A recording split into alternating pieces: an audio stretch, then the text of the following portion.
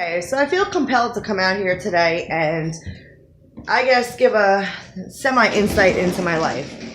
Now, almost a year ago, it's been longer than that now. A year and some change, I'll say a year and 6 months ago, I involved DCP&P into my life, which is Division of Youth and Family Services, because I had been to rehab many, many times, and, once you're there once or twice, you learn the song and dance, you learn what you need to say to these people to get you out, get you a certificate, do whatever the case may be, okay? As I have said before, not out here, but I don't claim to be a perfect parent. I'm not. I've had a lot of learning experiences along the way, and, it's just been, I haven't had the easiest life, due in part to my upbringing as well as, my own life choices I have made. So almost a year and a half ago now, I had DCP&P involved. I involved them because my soul wasn't sitting right, and I could feel it was something internally within myself that I needed to. There was things I needed to talk about that I had never talked about, and I was tired. Like, I wanted to really change myself and change the way my brain thought and change the way my whole mindset was. Okay, so that being said, I involved in my life to help get me into rehab, and I needed them to, just see over the whole process, because it makes it a lot easier when DCP&P makes a referral to these places for you to physically get in them.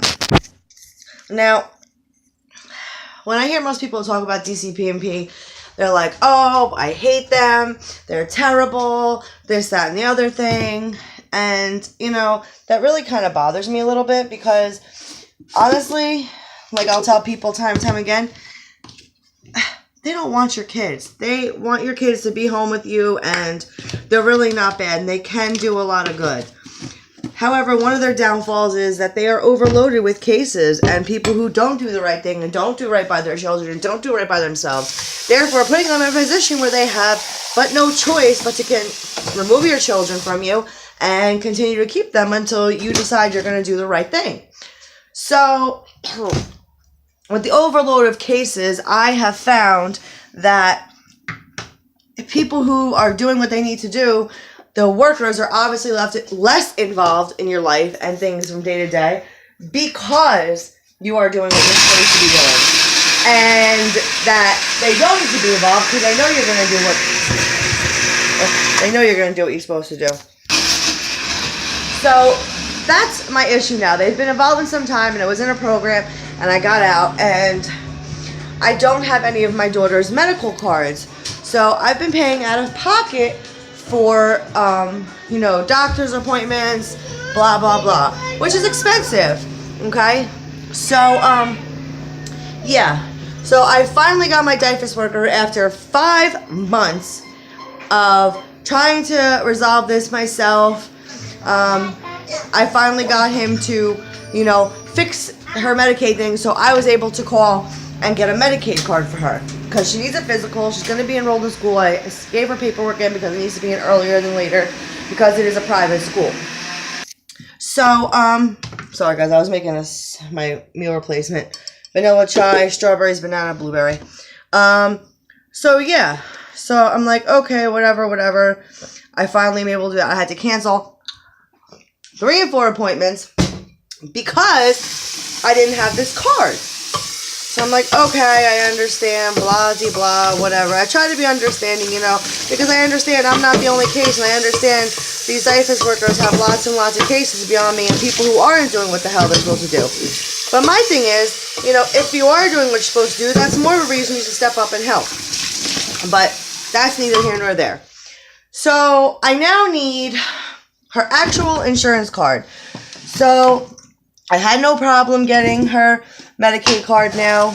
So I call her insurance provider, and I was on the phone for about 40 minutes, okay?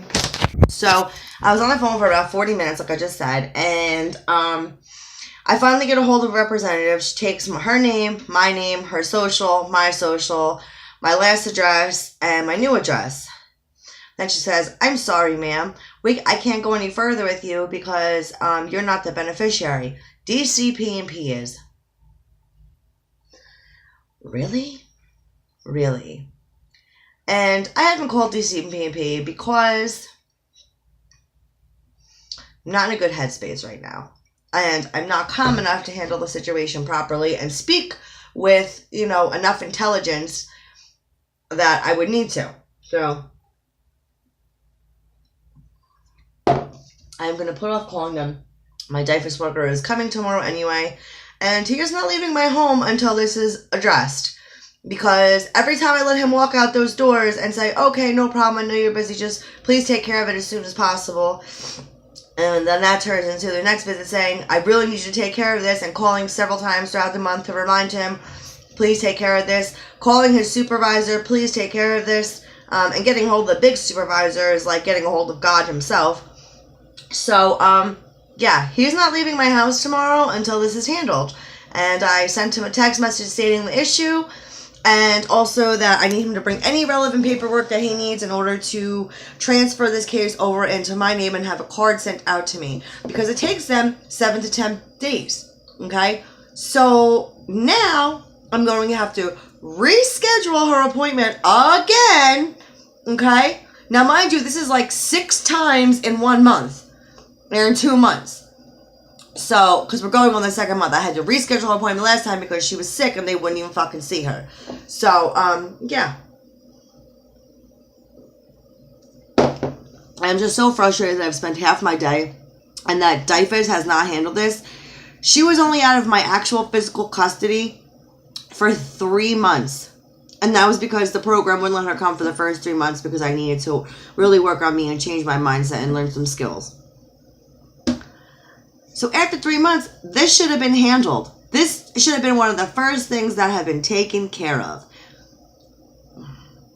These are the flaws in the system.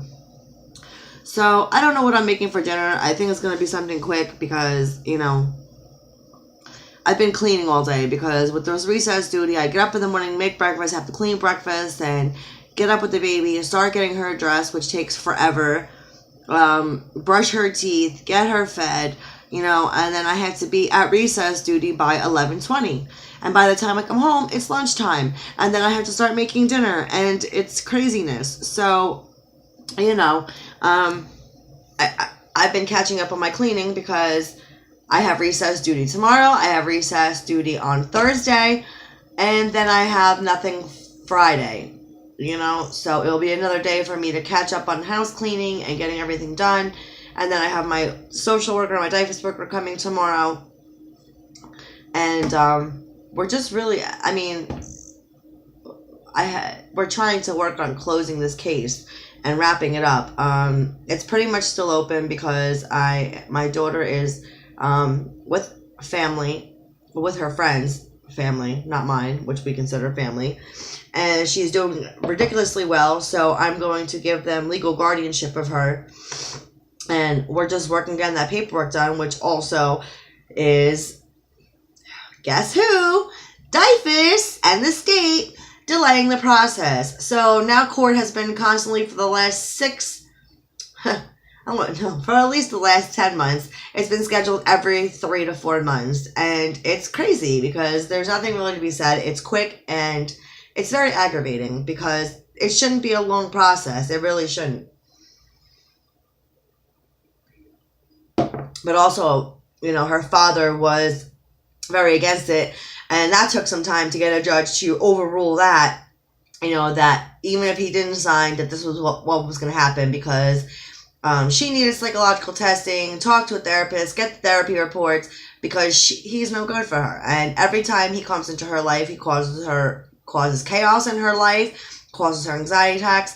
Only the same things I've been saying for the past 13 years when I've had her. But, I'm mom. I'm a drug addict. I have a past. So, therefore, they don't really look at that. And I guess they don't take it seriously, even though, she was in therapy and all this. And she was still little. And I wouldn't put her on medication. And we had, tons of issues. So, maybe I'll get into that at some story time one day. And let you know a little further background on myself and my kids. And, But it's just been a lot. So he's not leaving tomorrow until this is fixed. Because I am not the one. I'm not afraid to stand up for myself. I'm 34 years old. I mean, I don't have the patience for this. I don't. Like, it's ridiculous. It's ridiculous. It's ridiculous. And I'm sorry I'm ranting right now. But I just need to get this out because it's crazy. It's absolute craziness. So, yeah, that's where I'm at today. I did finish up cleaning. I got to do my dishes. I got to fold freaking 4 loads of laundry. And I still have another load to put in. Like, I just have so much to do. And it's already almost 2:30 in the afternoon. So, yeah, that's great. Wonderful. Perfect. Okay, so hopefully I'll see you guys later for my dinner mukbang. I'm probably saying I'm going to do something quick. So, we got some burritos from Costco, which are fresh. So, I kind of want to use those. I know my husband and I will eat them. And then I'll also make the kids chicken nuggets or something because otherwise they won't. They don't really like burritos. Picky and aggravating, whatever.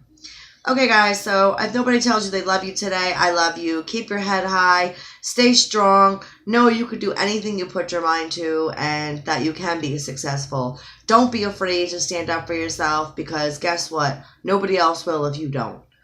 So have faith. Say prayers. They work. Believe. Just believe. Believe in yourself. Believe in somebody higher has got your back always. And you can and will be successful. Instead of saying, oh, I might, I'll try, I hope, say, I will accomplish X, Y, and Z. I will push myself to do this. I will. And speak it into existence. Because I'm a firm believer what you put out is what you get back. And when you speak something into existence, I believe it comes true. And I believe your subconscious mind allows you to know that you will do it and gives you that extra push to continue and progress forward. God bless, guys. See you later.